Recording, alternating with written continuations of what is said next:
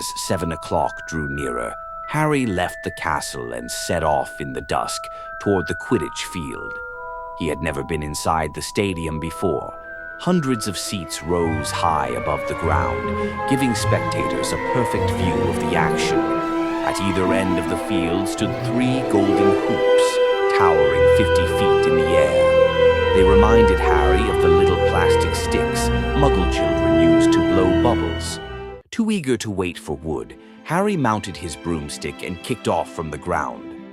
What a feeling! He swooped in and out of the goalposts, speeding up and down the field. The Nimbus 2000 turned wherever he wanted, as light as air beneath him.